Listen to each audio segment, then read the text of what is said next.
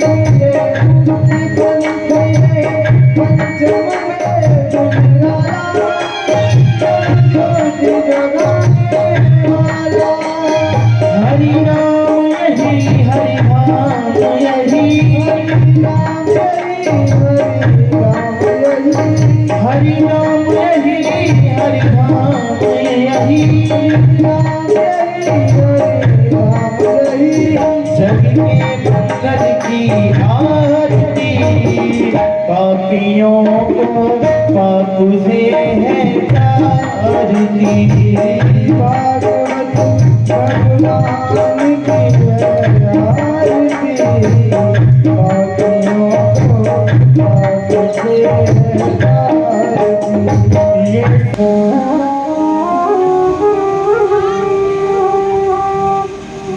स्वस्ति श्री सरस्वती नमः।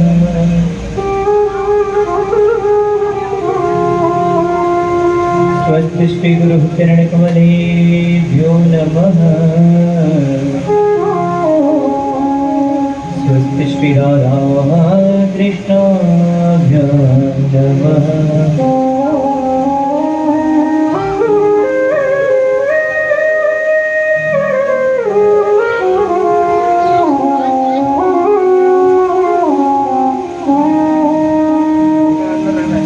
गजाननं भुजगणाधिसेवितं कपित्थजम्बुफलचारुभक्षणम्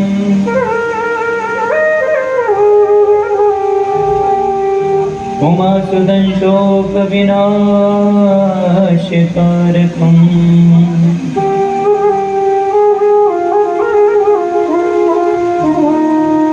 नमामि विघ्नेश्वरपादपङ्कजम्।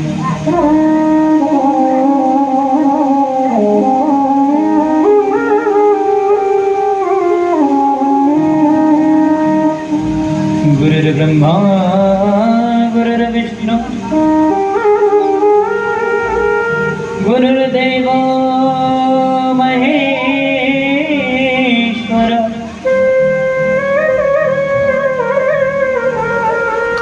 गुरुः साक्षात् परब्रह्म। तस्मै श्री गुरवे नमः।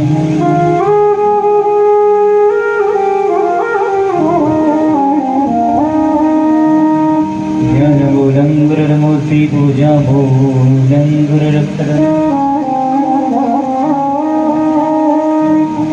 मंत्रमूलं गुरुर्वाक्यं। मोक्षमूलं गुरुकृपा। श्री राधा साध्यं साधनं यस्य राधा।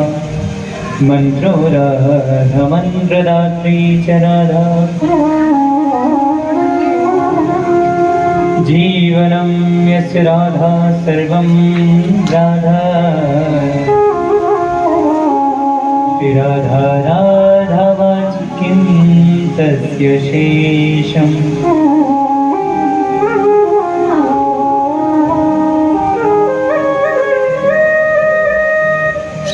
श्री राधा सर्वेश्वरी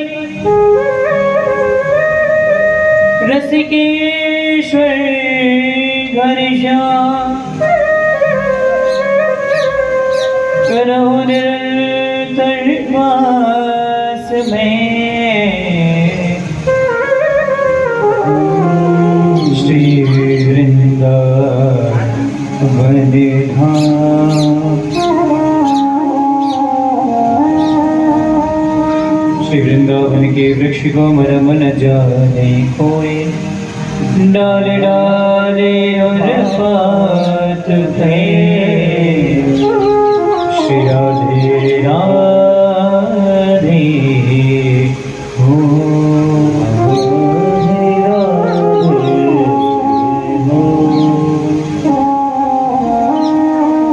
काहो को बल भजन को,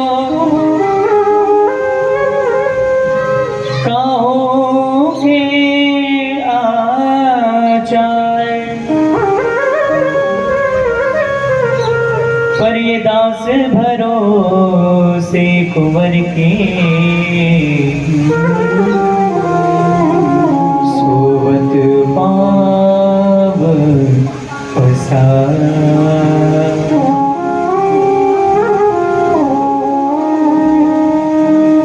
श्री राधे मेरी स्वामिनी, मेरा देखो दास, जन्म जन्म मोह दीजियो, श्री निज चरण में वास।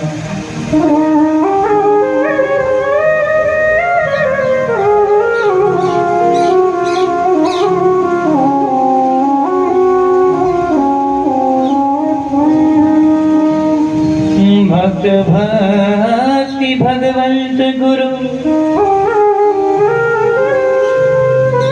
चतुर नाम बापोए,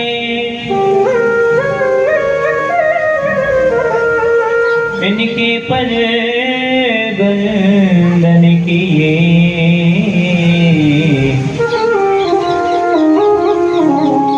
सब नाश के विघ्न अनेक।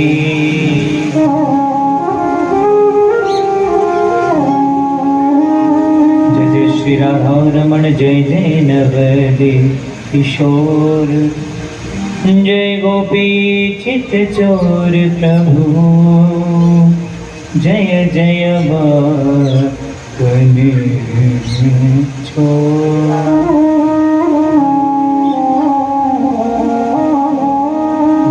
जय माखन चोर।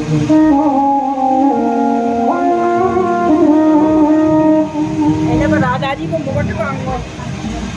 अनंतानंद ऋषि, अखिल कोटि ब्रह्मांड नायक, राजाधिराज योगीराज श्री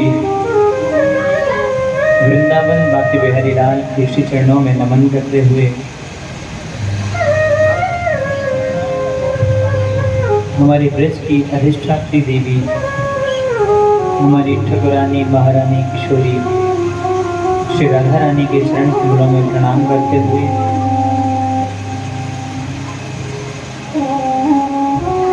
भगवान भूतनाथ भोलेनाथ एवं माँ गंगा के श्री चरणों में नमन करते हुए समस्त स्थानीय देवी देवताओं के श्री चरणों में कोटि कोटि नमन करते हुए मंचस्थ विराजे समस्त विप्रजन विद्वज्जन, समस्त संगीतज्ञ बंधु, सम्मुख विराजे आप सभी वैष्णव भक्तजन, जिनमें भक्ति स्वरूप मातृ शक्ति, बड़े भाई, पिता तुल्य बुजुर्ग, स्नेह योग्य बच्चे, आप सभी के हृदय में विराजमान मेरे श्री युगल सरकार के पवन अद्भुत छवि के श्री चरणों में इस दास का कोटि कोटि नमन और आप सभी का हार्दिक अभिनंदन। आइए आज के सुंदर अनुष्ठान में, आज के सुंदर भगवान की लीलाओं में हम सभी प्रवेश करें। उससे पहले हम सभी श्री ठाकुरानी के चरणों में एक बहुत ही सुंदर निवेदन अर्पित करें। तत्पश्चात भगवान की दिव्य कथाओं में प्रवेश।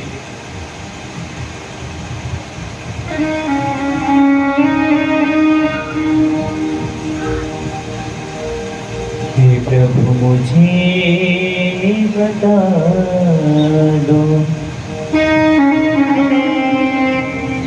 चरणों में कैसे आऊं,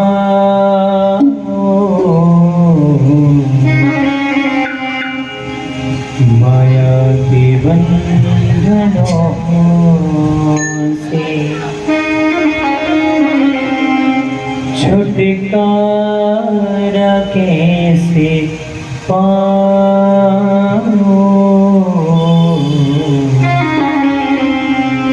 हे प्रभु मुझे बता दो, चरणों में कैसे आऊं, प्रभु मुझे बता दो, चरणों में कैसे आऊं, माया की बंधनों से, माया की बंधनों से छुटकारा कैसे पाऊं, हे प्रभु मुझे बता दो।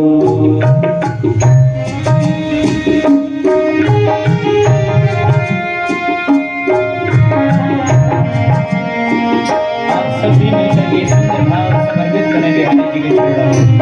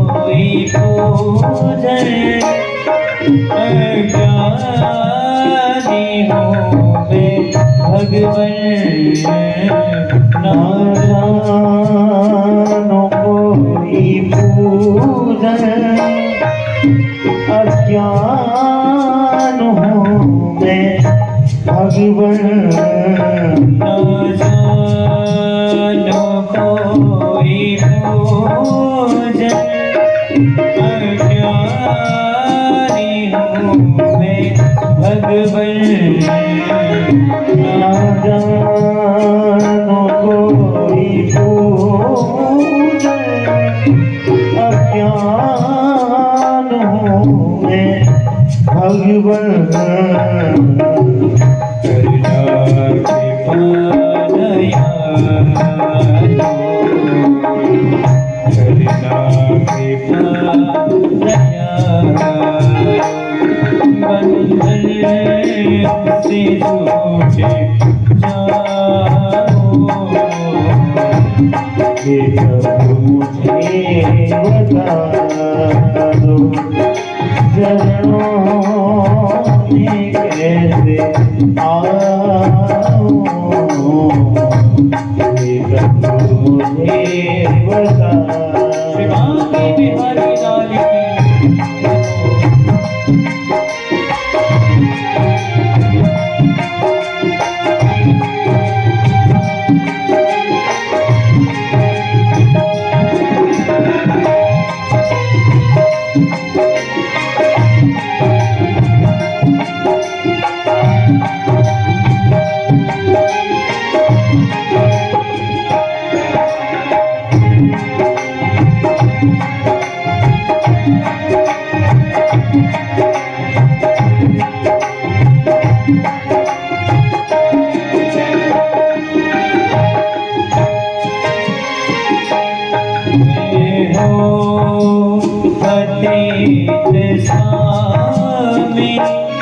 तुम हो पतित पावन, मैं हूँ पतित स्वामी, तुम हो पतित पावन।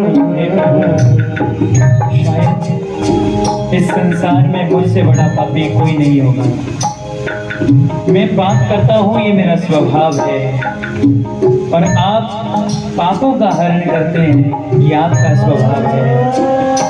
हे प्रभु, मैं अपने स्वभाव से पीछे नहीं हट रहा, तो आप भी अपने स्वभाव से पीछे न हटो। बड़ा सुंदर भाव है। मैं हूँ पतित स्वामी, तुम हो पतित पावन, मैं हूँ पतित स्वामी, तुम हो पतित पावन। अब भरा विजय, अब गुण भरा हृदय, किसी के से मैं दिखाऊं, हे प्रभु मुझे बता दो, हे प्रभु मुझे बता दो, चरणों में कैसे आऊं, हे प्रभु मुझे बता दो।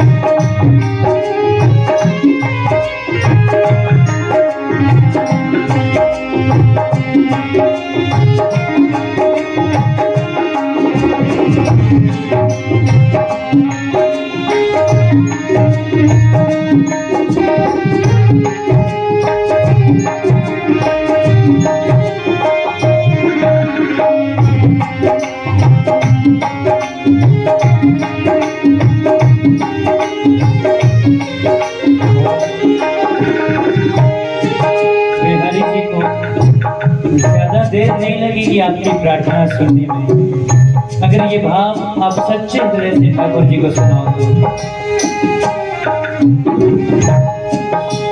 इतनी ताकत हमारे अंदर होनी चाहिए, ऐसा भाव हमारे अंदर होना चाहिए कि हम बिहारी जी को ये भाव सुना पाए और उनसे कह पाए, हे प्रभु,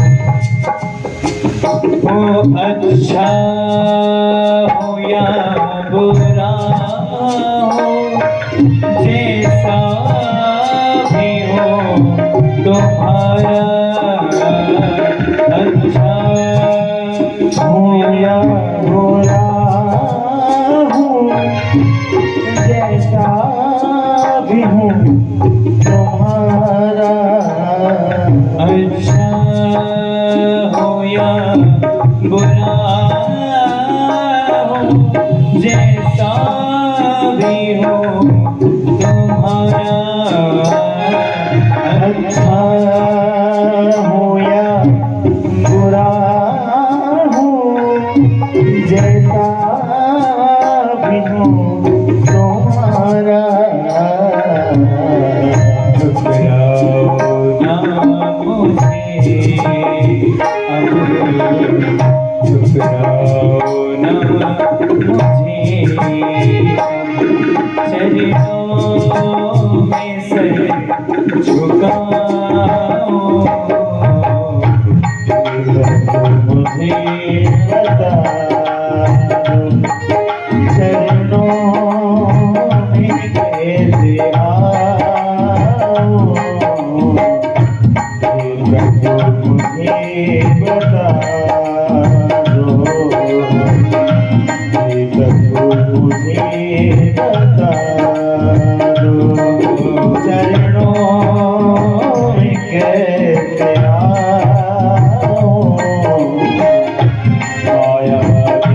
बंधनों से, माया के बंधनों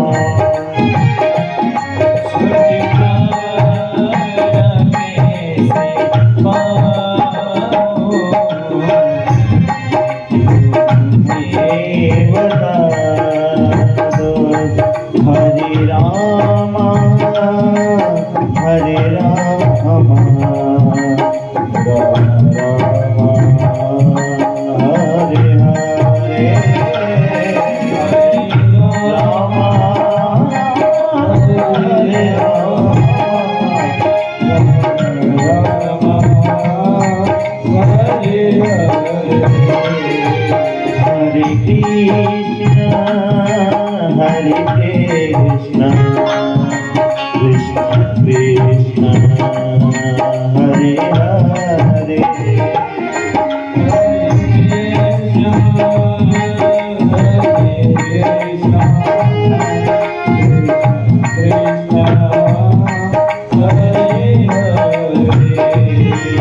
हरे राम हरे राम राम हरे हरे, हरे राम हरे राम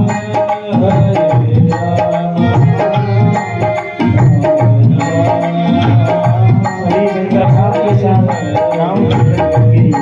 हरे कृष्ण कृष्ण कृष्ण हरे हरे, कृष्ण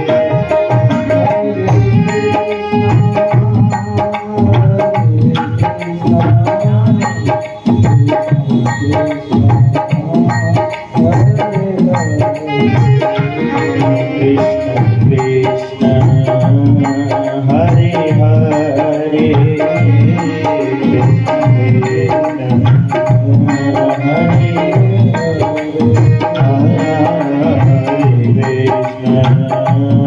हरे हरे।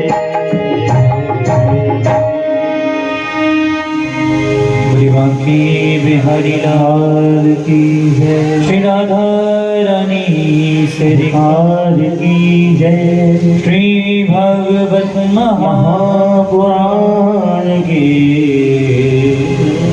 जय।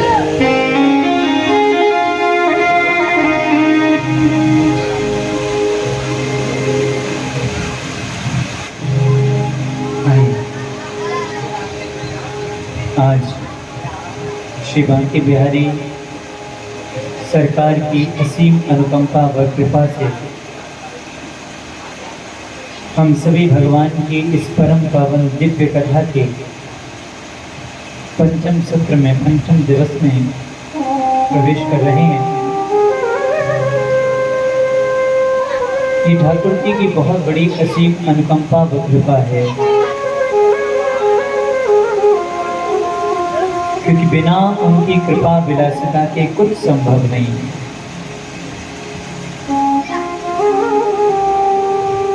जब तक वो न चाहे तब तक कुछ नहीं हो सकता।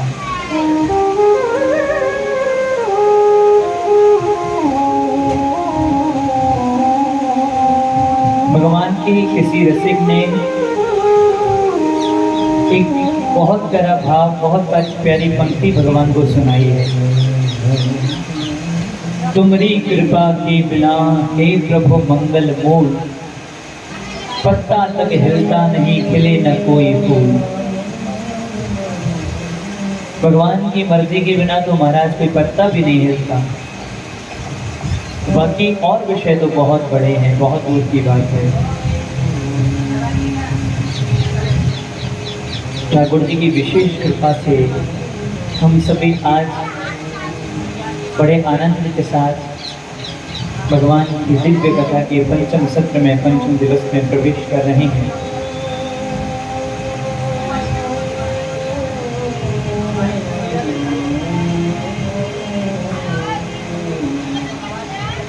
इस कथा का भी अधिकारी कोई साधारण नहीं हो सकता।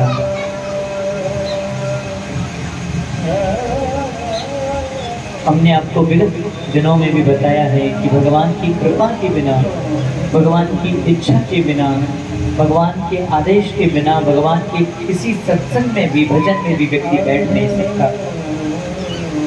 भगवान का भजन भी वही करेगा जिस पर भगवान का आदेश होगा, जिस पर भगवान की कृपा होगी।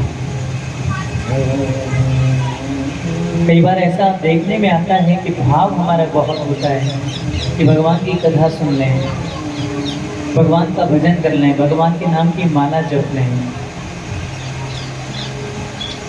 लेकिन चाहते हुए भी किन्हीं कारणवश हम वो कार्य नहीं कर पाते। भगवान की कथा में नहीं आ पाते, किसी संत के दर्शन करने नहीं जा पाते, भगवान के नाम की माला नहीं कर पाते, कोई ना कोई व्यवधान होना चाहता है। इसका सीधा सा कारण है भैया कि भगवान के भजन के पात्र अभी आप बने नहीं हैं। कोई ना कोई अभाव जरूर आपके जीवन में बना हुआ, कोई ना कोई कमी जरूर बनी है। अपने जीवन में एक प्रैक्टिकल करिएगा, कहीं भगवान की कथा हो रही हो तो बड़े भाव के साथ आप घर से निकलना, ये विचार बना के कि हम कथा में जा रहे हैं, हम भगवान की कथा सुनने जा रहे हैं। तो जैसे ये संकल्प आपके हृदय में उत्पन्न होगा ना, तो तुरंत मेरे ठाकुर जी आपके हृदय में आके विराजमान हो जाएंगे। जब संकल्प बनेगा तब, जब संकल्प उत्पन्न हो जाएगा तब ठाकुर जी विराजेंगे। और जिस क्षण, जिस घड़ी आपके हृदय में ठाकुर जी विराजमान हो जाएं, फिर किसी में ताकत नहीं है कि आपको कथा तक आने से रोके, आपको किसी संत के दर्शन जाने से रोक पाए। लेकिन संकल्प की आवश्यकता है, संकल्प की बहुत आवश्यकता है। जीवन में सफल होना है तो संकल्प बनाना बहुत जरूरी है। बिना संकल्प के हम अपने लक्ष्य को प्राप्त नहीं कर पाते। किसी अध्ययन कर रहे विद्यार्थी को भी अपने जीवन का टारगेट बनाना पड़ता है, लक्ष्य बनाना पड़ता है कि हमें वहां तक जाना है, हमें ये बनना है, तभी वो वहां तक पहुंच पाता है। पर जिसका कोई लक्ष्य नहीं होता वो भटकता रहता है, वो लक्ष्य तक नहीं पहुंचता। इसलिए संकल्प बहुत आवश्यक है। आइए श्री गोविंद की कृपा से आज जो भगवान के दिव्य श्री चरणों में हम सभी बैठे हैं, भगवान की इस करुणामयी छत्र छाया के नीचे बैठ करके हम सभी भगवान के आज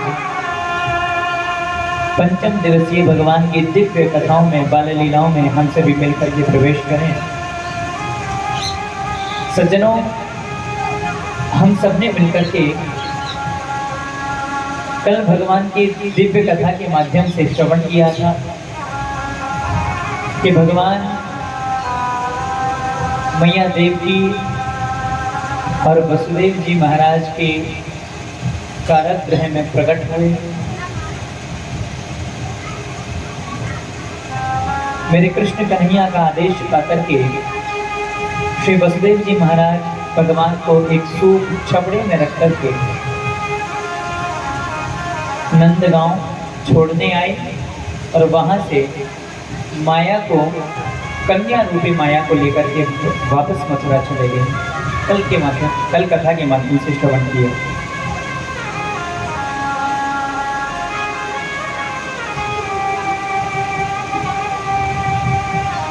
यहाँ एक बहुत बड़ा आश्चर्य है। वो आश्चर्य ये है महाराज कि जिस समय श्री वसुदेव जी महाराज ने हमारे गोविंद को सूप में रखा और भगवान जब चलने लगे तो वसुदेव जी महाराज को जिन जिन बंधनों ने जकड़ रखा था वो बंधन स्वतः ही छूटते चले गए। लेकिन जब भगवान को नंदगांव में छोड़ करके वसुदेव जी महाराज ने योग माया को उठाया और उठा करके मथुरा में लेकर के आए, तो जिस जिस बंधन ने वसुदेव जी महाराज को पहले जकड़ रखा था, आज पुनः उन बंधनों ने जकड़ दिया।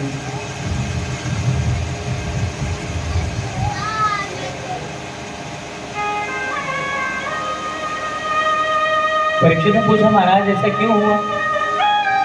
भगवान को लेकर के गए तो बंधन खुल गए, और योग माया को लेकर के आए फिर बंध गए। भगवान सुखदेव परीक्षित को समझाते हुए कहते हैं, राजन, ये इस सृष्टि का नियम है। जब भी कोई जीव भगवान को पकड़ने का प्रयास करता है तो सांसारिक बंधन खुलने लग जाते हैं, संसार के बंधन खुलने लग जाते हैं। और जब कोई व्यक्ति भगवान को छोड़ करके योग माया को पकड़ने के लिए भागता है तो नए नए संबंध आकर के जुड़ जाते हैं। ये सृष्टि का नियम है।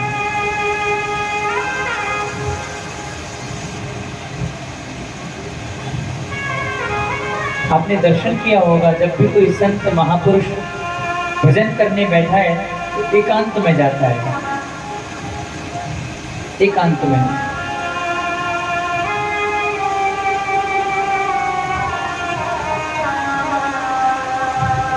या निशा सर्वभूतानां तस्यां जागृति संयमी।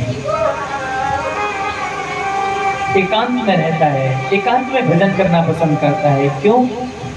क्योंकि महाराज जिस समय ये संसार जागता है उस समय संयमी पुरुष, संत महापुरुष शयन करते हैं, और जिस समय ये संसार शयन करता है उस समय भगवान का भक्त तस्याम जागृति संयमी, उस समय वो जागृत अवस्था में आ जाता है, जग जाता है और भजन करने लगता है। क्यों? क्योंकि संत को, भजन करने वाले महापुरुष को एकांत प्रिय होता है। एकांत कैसे बनता है? एकांत बनता है वैराग्य से, त्याग से। जितना हम समेटेंगे उसमें हमारे भजन में बाध्यता बनेगी, और जितना ज्यादा हम छोड़ने का प्रयास करेंगे उतना ज्यादा ईश्वर का एकांत प्राप्त होगा। और जहाँ एकांत प्राप्त होता है वहाँ जीव को भजन करने का संदेश मिलता है, संकेत मिलता है। या निशा सर्वभूतानां तस्यां जागृति संयमी।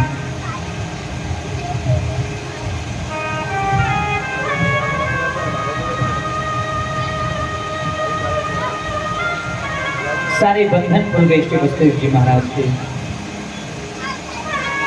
और जब बंधन खुल गए तो भगवान को ले जाकर के नंदगांव छोड़ा, योग माया को लेकर के आए। तो महाराज मथुरा में आते ही पुनः सारे बंधनों में वसुदेव जी महाराज बंध गए। पुनः ताले लग गए, पुनः सैनिक जाग गए, बेड़ियां पड़ गई, हथकड़ियां लग गई।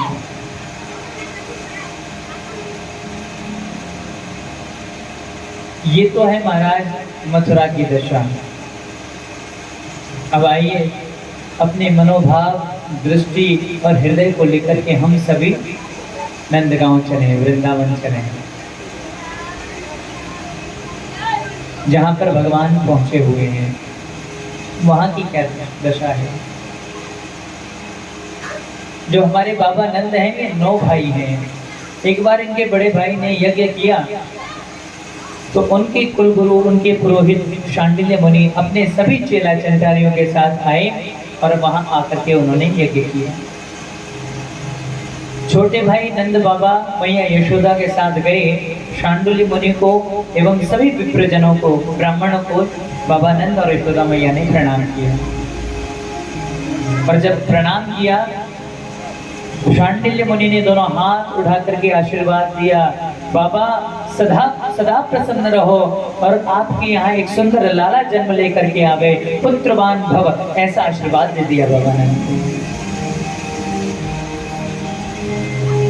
बाबा नंद कहने लगे, बाबा क्या कह रहे हो?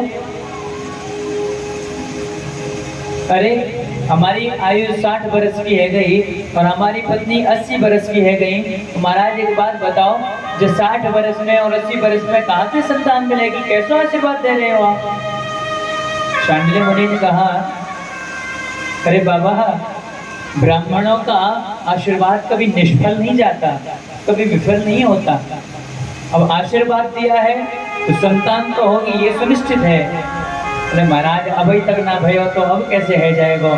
शांडिल्य मुनि ने कहा बाबा आप तो बस चकाचक घुटवाए रहो, हम अनुष्ठान करेंगे, आप चकाचक रबड़ी घुटवाओ और महाराज हम ऐसा अनुष्ठान करेंगे तो यौवन उम्र में आपको एक सुंदर से लाला की प्राप्ति हो जाएगी।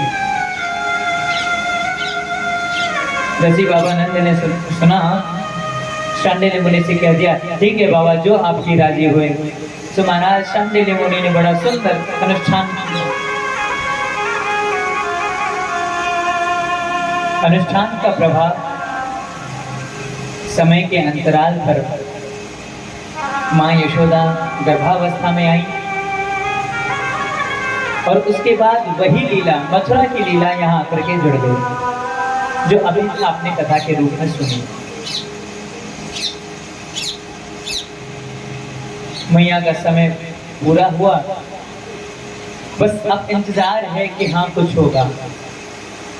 पर आप जरा देखिएगा, जब घर में कुछ होने वाला होता है ना, तो महीना 2 महीना 3 महीना पहले से होने वाले बच्चे की बुआ जी घर में आके बैठ जाती हैं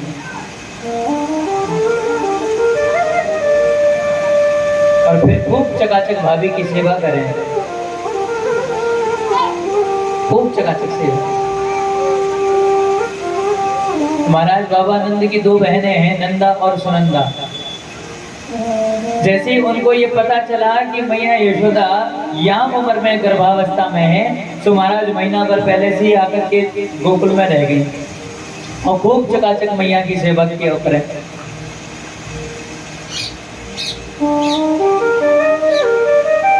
खूब मन लगा के सेवा की, क्योंकि जानती है ना मैया के गले में पड़ा हुआ जो 9 लखा हार है वो तभी प्राप्त होगा जब सेवा चकाचक करेंगे। चलिए महाराज खूब मन लगा के चकाचक सेवा कर रही हैं भाभी की।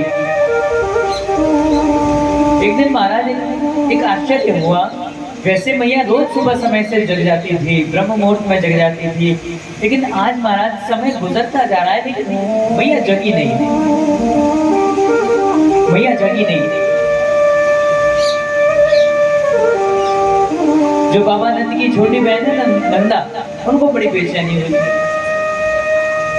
उन्होंने अपनी बड़ी बहन से कहा अरे जीजी वैसे तो भाभी रोज समय से जाग जाया करेंगी, आज देखो भोर है गई, सूर्य चढ़ आए हो, लेकिन अभी तक भाभी जागी नहीं। आप कहो तो एक बार मैं देखा हूँ भाभी की तबीयत कैसी है। सुनंदा जी ने कहा नहीं अभी रहने दे, हो सकता है भाभी देर से सोई हो इसलिए देर से जागे, सोने दे सोने दे।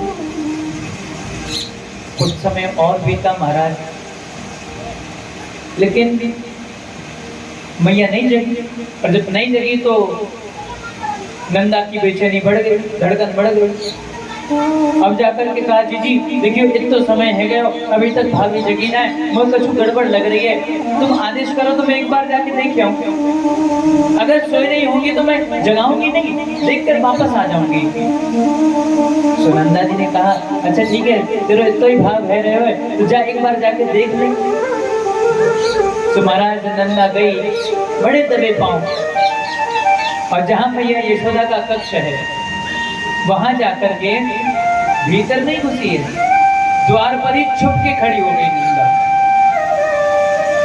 और जैसी द्वार पर छुप करके खड़ी हुई तो झांक करके देखने लगी भीतर, और जैसी झांका सो महाराज झांकते ही नंदा की ऊपर के सांस ऊपर चढ़ गई, नीचे की नीचे चली गई। क्यों? क्योंकि मैया की बगल में ही एक झीनी सी चदरिया ओढ़े कोई शिशु लेटा हुआ है।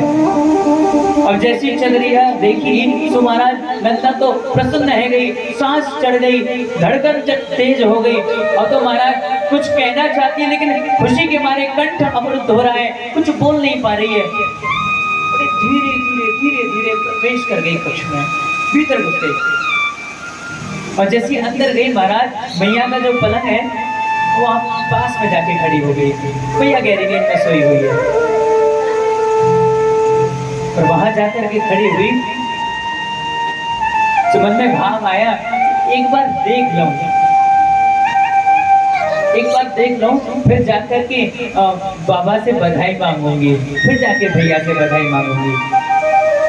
सो महाराज देख देख के ताई जो चदरिया लाला मोड़े भयो हो, वह चदरिया को ठोक पकड़ो। सो महाराज उघार में लगी, और जैसी उघार में लगी तो मन में ना जाने क्या आई, वो जो ठोक पकड़ के उघारना चाहती थी वो पुनः छोड़ दिया और हाथ जोड़ के खड़ी हो गई। मन ही मन प्रार्थना कर रही है, हे चतुर्भुज नारायण, बस इतनी कृपा करियो कि जो लालाई होए लाली ना होए।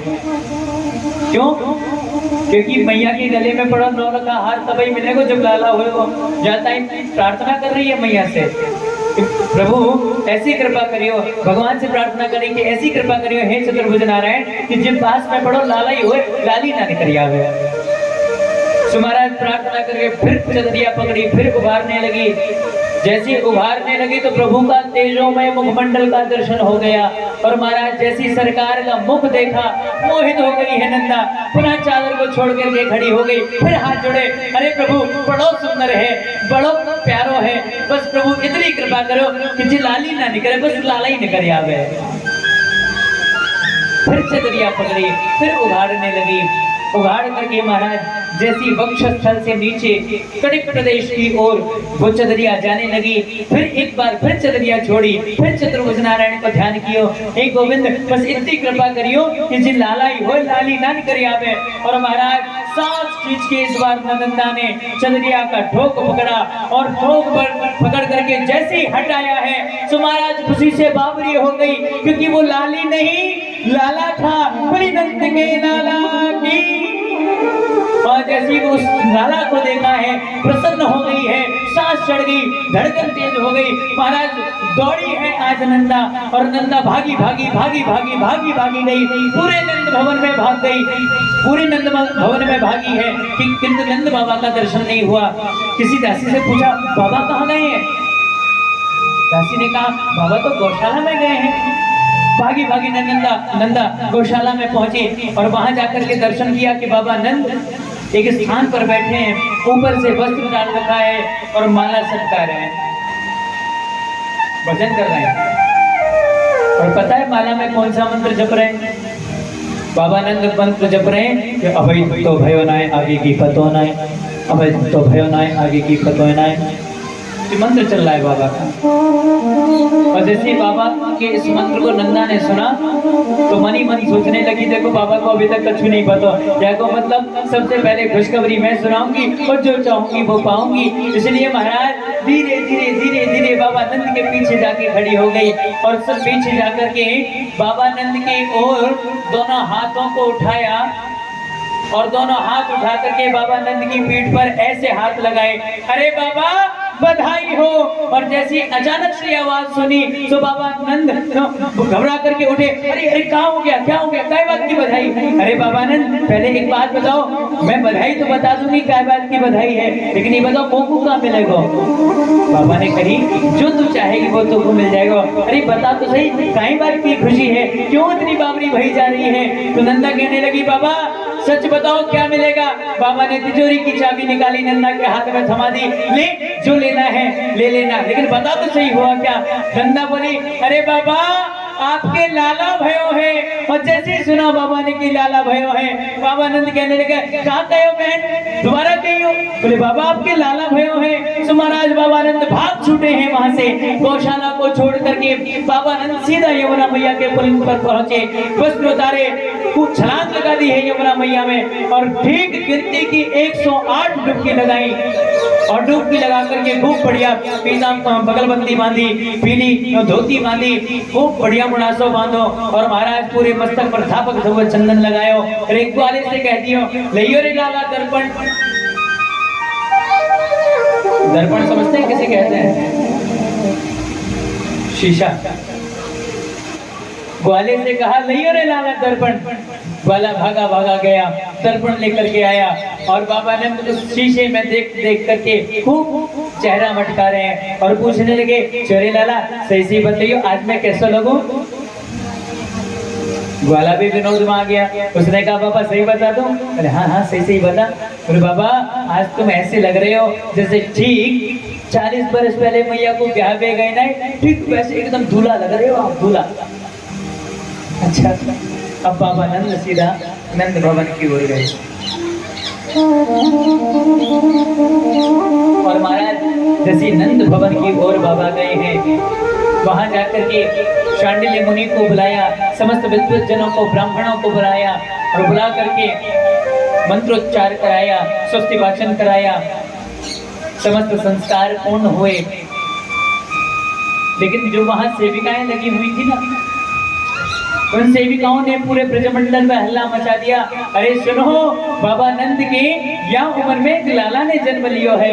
सो महाराज ये बात सुनकर के समस्त ब्रजवासी, समस्त ब्रज की गोपिकाएं आज सुंदर सुंदर श्रृंगार करके महाराज बाबा नंद के आंगन में पधार रही है।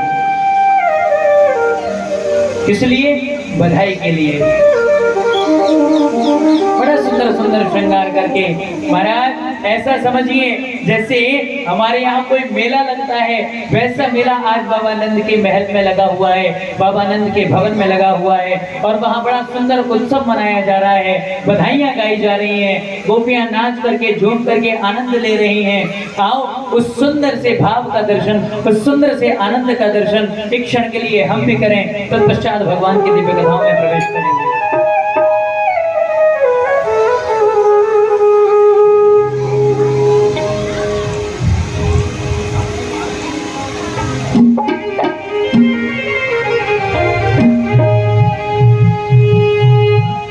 दे दे बधाई मैया, दे दे बधाई,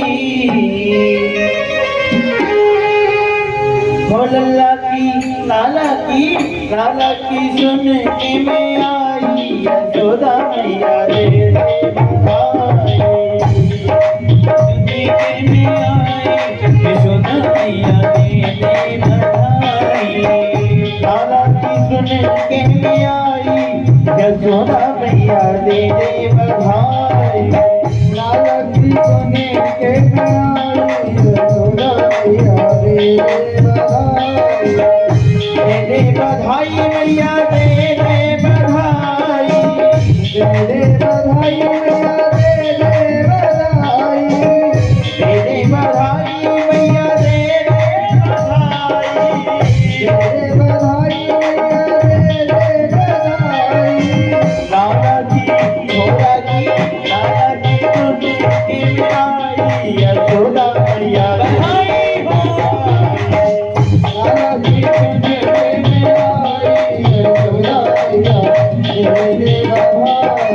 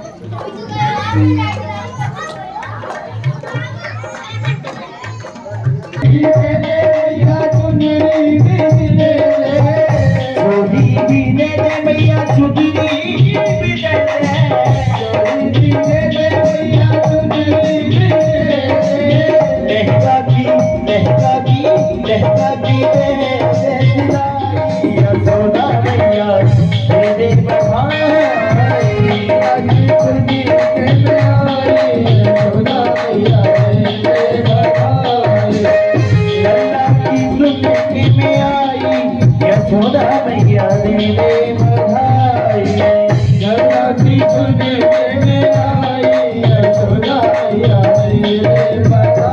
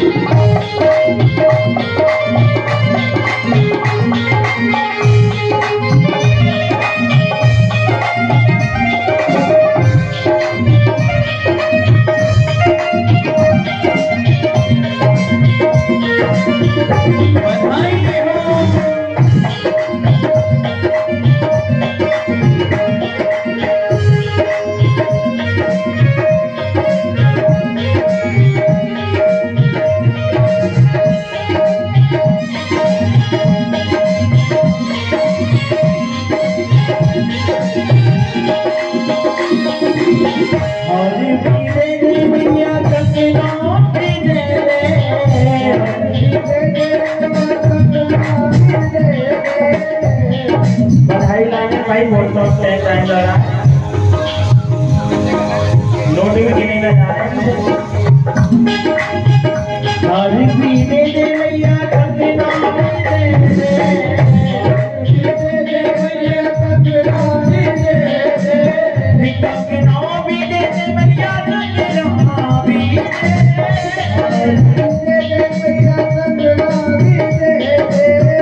कंगना भी दे भैया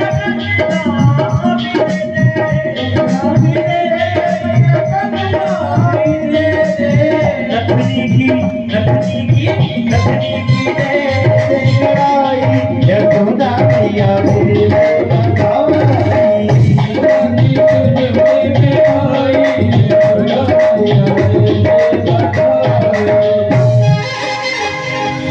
ये करने की लड़ाई है, 20 रुपए की लड़ जाए 20 रुपए में तो चेक करके भी बताएगा कि सोने की है या चांदी की है। ना ये सुना होता है मोती भी दे दे भैया हीरा भी दे दे मोती भी दे दे भैया हीरा भी दे दे बंसी की दे गुजारी यशोदा मैया दे दे बधाई आखी सुनने में आई यशोदा मैया दे दे बधाई।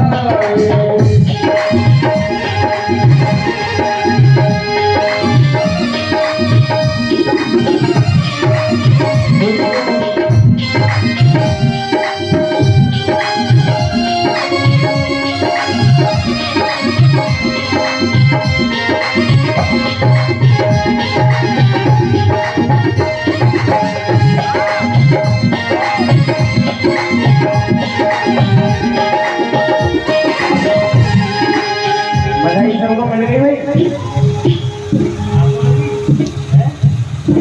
सबको मिल गई। चलो अब तुम भी बधाई दे दो। जुगु जुगु जी में तेरा बांके बिहारी जुगु जुगु जी में तेरा बांके बिहारी। वो तो ऐसे ही तुम ऐसे हो बिल्कुल जजमान पे गए पूरे पूरे। बात दे दो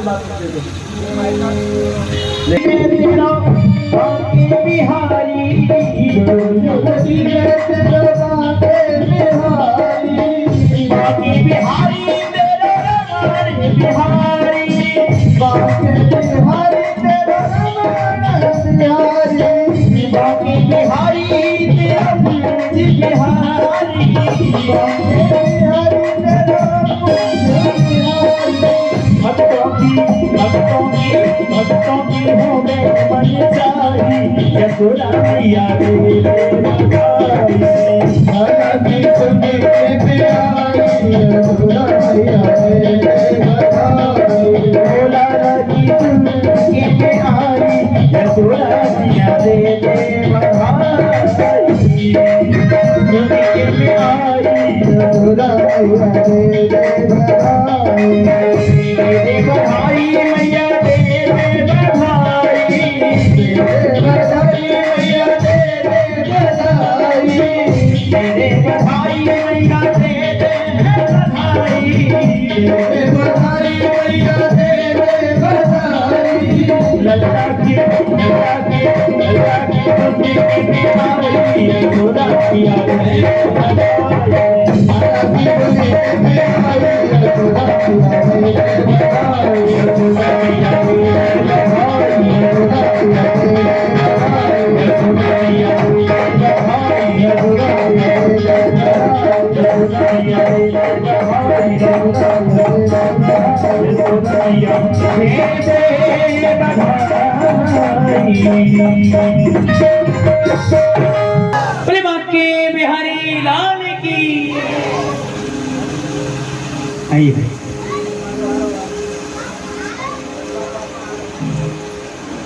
श्री बांके बिहारी सरकार का बड़ा सुंदर दिव्य उत्सव मना नंदगांव में। राधे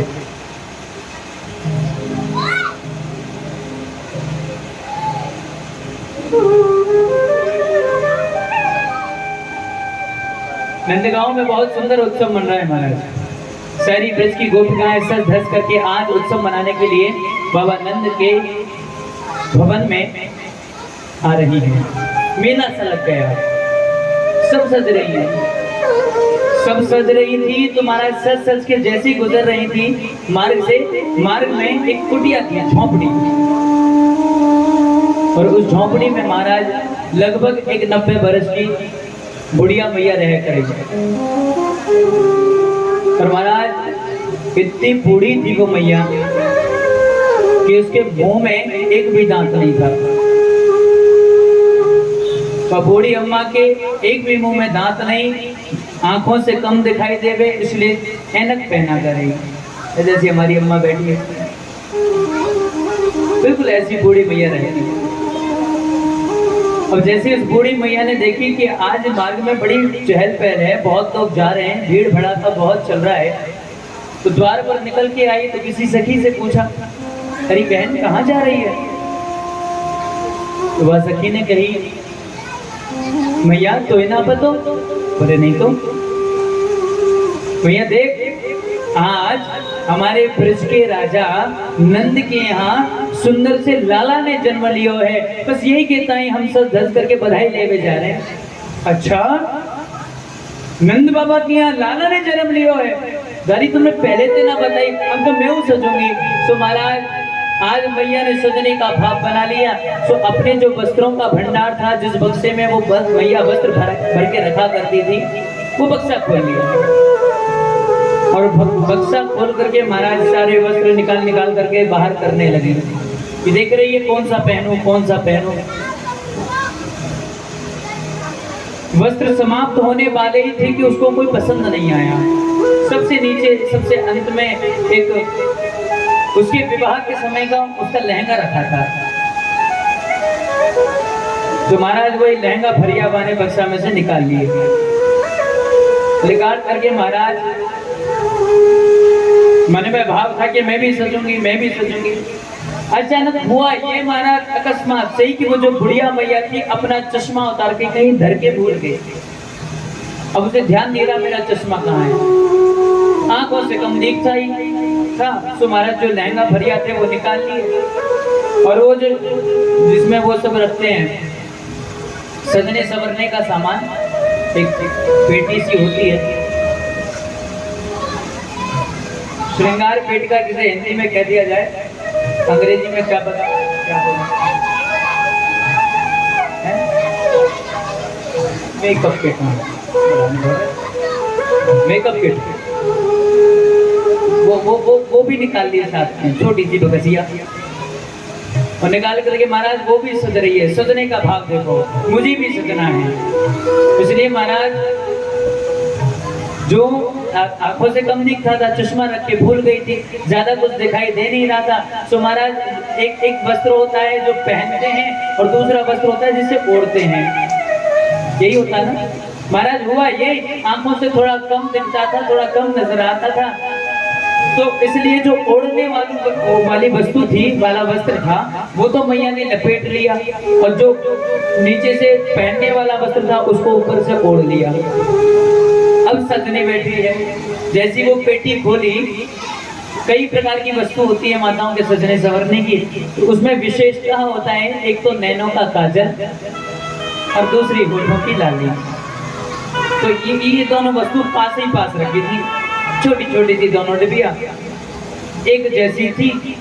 तो मैया ने सजने के लिए वो श्रृंगार पेटिका खोली, और पेटी खोल करके जो डिब्बी थी उनको निकाल लिया। हुआ गड़बड़ी से ये नजरों से कम दिखता ही था, आंखों में लगाने के लिए वो लाल लाल लाली खोल ली, और होठों पे लगाने के लिए वो नैनों का काजल। अब विचार करो, उस मैया ने लाली निकाल करके तो आंखों पे लगा ली, और काजल निकाल करके होठों पे।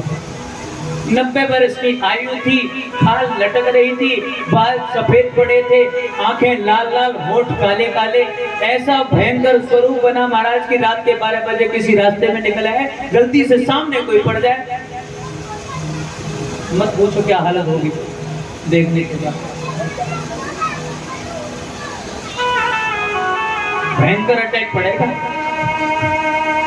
ऐसा भयंकर स्वरूप मैया का दिया, लेकिन माँ का भाव ऐसा कुछ नहीं था। वो मैया सजना चाहती थी, क्योंकि भगवान के अवतरण दिवस की सभी लोग प्रसन्नता मना रहे थे, उसका भी भाव आनंद करने का था, इसलिए वो मैया सजी, जैसा भी सजा गया। और सजने के बाद महाराज नंद भवन में पहुंचे। हो चलो देखिया में नंद घर लाला भयो,